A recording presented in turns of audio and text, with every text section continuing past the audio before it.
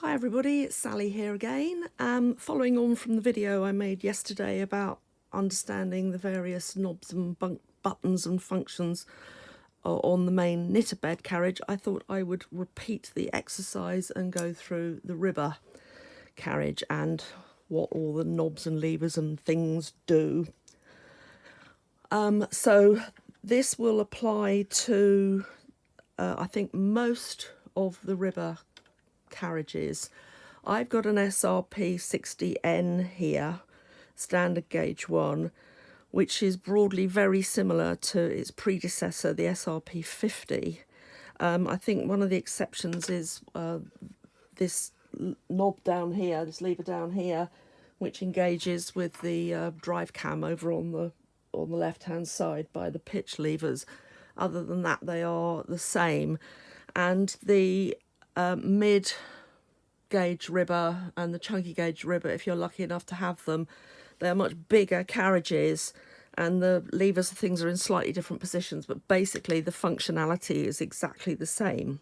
It also doesn't have this because they do not engage with a colour changer, which is what this is used for.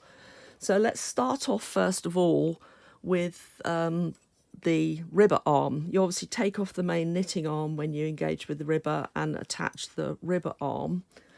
There's only really four main things on here to worry about. First of all, I think this is called, I usually call it the release button, but I think it's probably called a link knob or something like that.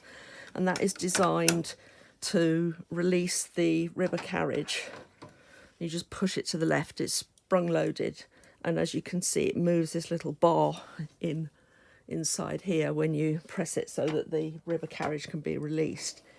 If when you first set your ribber up, you have any problem getting these two pieces together, first of all, just double check and make sure that you've got your auxiliary pieces inserted correctly. If I had £1 for every time I saw this done incorrectly, I'd have quite a lot of pounds by now.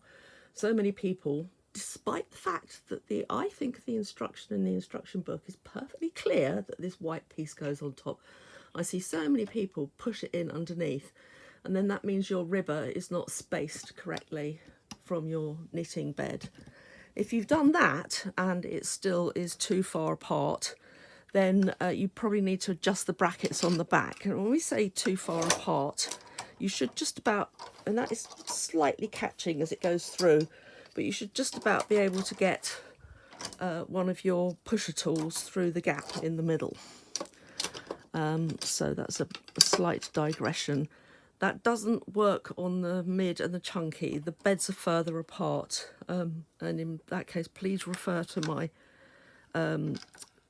video that I've done on achieving a tighter edge on the bigger machines, the mid and the chunky machines, because that goes into how you assemble them and get them the correct distance apart. But so yeah, that's your link lever, link button.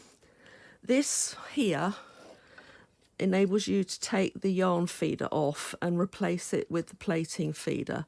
But unless you're going to do plating, you'd leave this one in place the whole time, and it has this like little slot here and the yarn gets fed in behind there. If you peer inside it, you can see a little metal loop here. This is an auxiliary yarn feeder. If you ever in your life get around to doing pile knitting, that's where you feed your auxiliary yarn, because pile knitting is done with two yarns. I've had a ribber for over 40 years and I've never done pile knitting, so don't pay it too much attention. Likewise, this is the pile lever, and again you would push it to one side if you're going to do pile knitting. But if not, then leave it on the circle setting, leave that in place, and then your ribber arm is all fine. This white thing up the back, can you see it up the back? What's it called? So I had to get my book out so that I could remember the correct names for everything.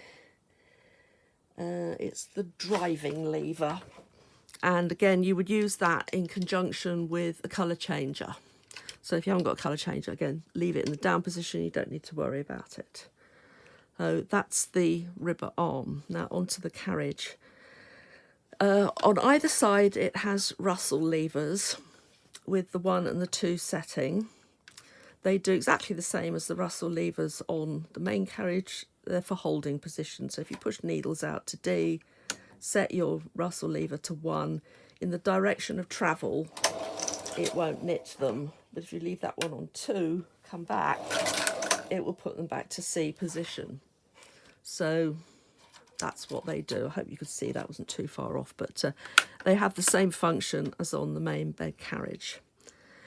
You've got a stitch size dial. Again, it does exactly the same thing, sets the stitch sizes. Normally when you're knitting rib, you'll have the numbers the same on both beds. However, if you go into circular or tubular knitting, you might want, or U-shape knitting, you might want to check your tensions because they won't be the same. So number 5 on here is more than likely not going to correspond to number 5 on here. In some of the operating tables in the instruction book, you'll see that you're given different settings for the ribber stitch size compared to the machine stitch size, and you might need to do a little bit of experimenting to find out the optimal numbers on both beds to get a matching tension. Now at the bottom here there's a lever which I think is called the pick knob. Yes, it's a pick knob. Ribber carriage ED pick knob, yeah. And that thing is the auto set lever. The pick knobs, when it's set to the little arrow, that means it's on slip. When it's set to the upside down U symbol, it's on tuck. Now this carriage can knit 3 stitches. It can do stocking stitch, it can slip, and it can tuck. It is always set on the slip setting for most rib stitches. It's only when you get into the realms of things like fisherman's rib and other tuck stitches that you'd move it across to tuck.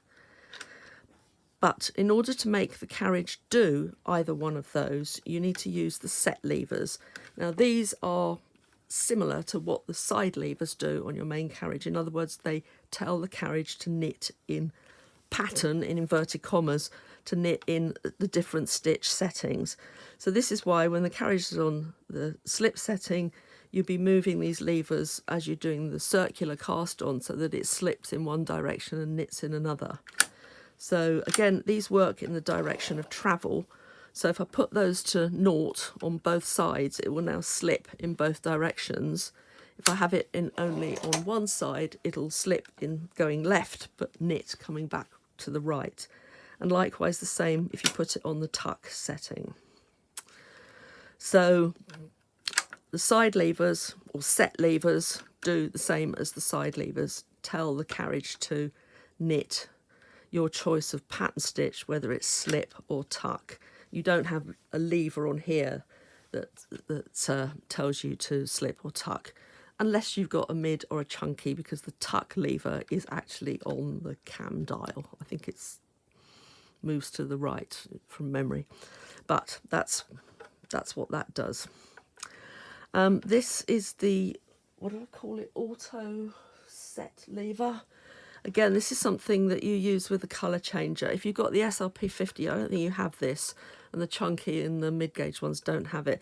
It just connects with a little widget on the left-hand side that controls what the carriage is doing as you move it to and fro. However, if you accidentally knock it off to 0 and then you go to cast on, you'll discover that your ribber hasn't cast on.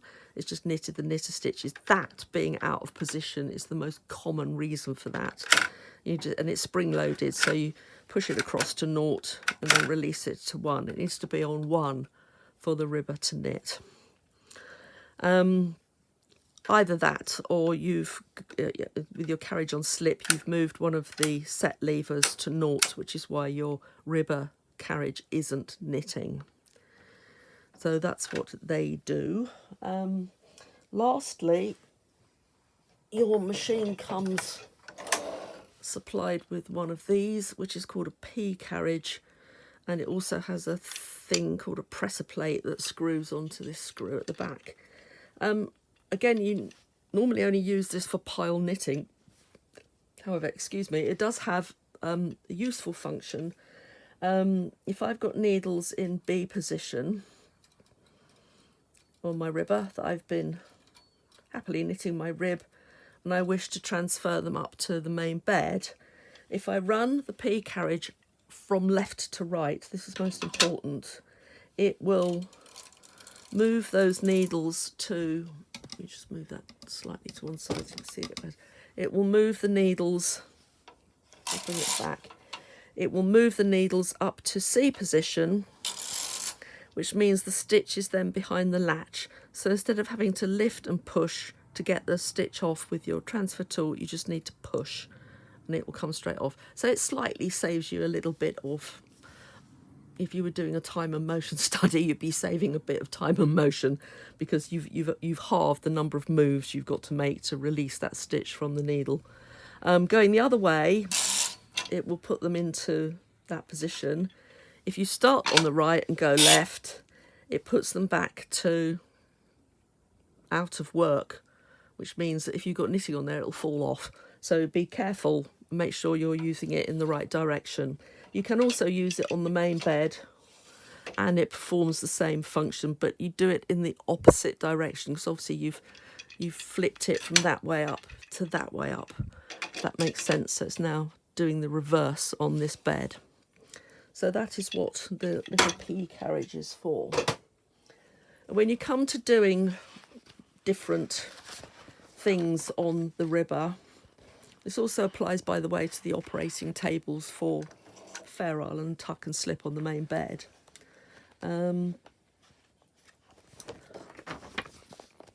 Get familiar with these operating tables, because they tell you all you need to know.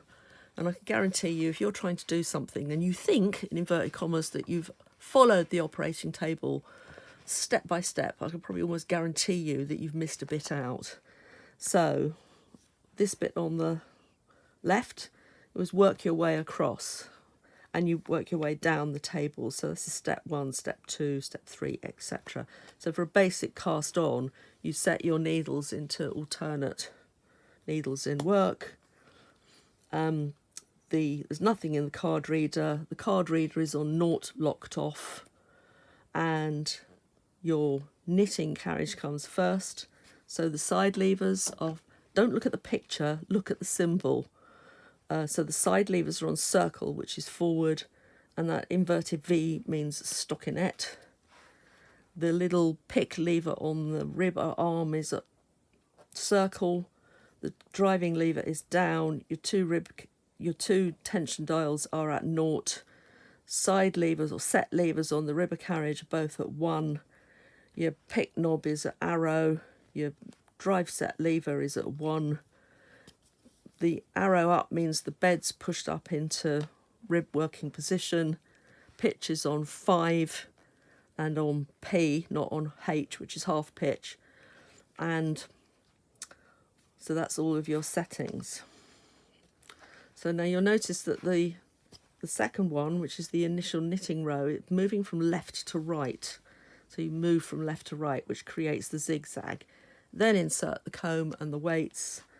Then set lever on the left goes to naught. As you come back that way, it's going to slip the ribber. Main bed carriage goes to slip. So coming back the other way, it's going to slip the knitter. And then reset that to knit, leave that on 0, and coming back this way, it'll knit again on the knitter and slip on the ribber, and that creates your 3 circulars. And then after that, you then move on to the second part of the operation, which is to knit the rib itself. Set your tension dials to whatever you need them to be, put that back to 1, and there's your to and fro symbol to carry on your knitting. So understand these operating tables and follow the symbology on here as to what it's telling you to do with all these different things. And make sure at each line you follow, if one of these things has got a symbol in it, it means the setting has changed. If we go and have a look at a few more, there's your double rib setting, pretty much the same as 1 by 1. It's also called full needle rib, except you're on half pitch. Tubular knitting. there's what I was saying about the different tensions. Your knitter is at 6, the ribber is at 8. So there's 2 whole numbers different there to get a matching tension on both beds. But again, just follow what these symbols are telling you to do. Just one by one. And the variation of English ribs. Look carefully at the needle arrangement. What creates that checkerboard pattern is this, where you've now got 2 needles out of work side by side, whereas up here you had only 1. So look at the needle arrangement very carefully and its alignment with the centre naught. You will need to move them across, and there's another gap of 2 there and another gap of 2 there. So this is what creates the pattern. And this is a swung rib, so it tells you there what to move your swing lever, which is the handle underneath, to move the numbers to.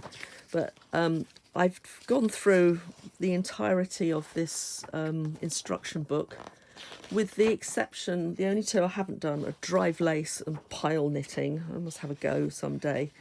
And by following these operating tables precisely, you will get the desired result. You obviously need to use suitable yarn, but I promise you these all work. I've done all of them. And so if yours isn't working, it's you, not the machine. Sorry. Oh, there we go. Right, I think that's all I have to tell you in terms of functionality of the ribber.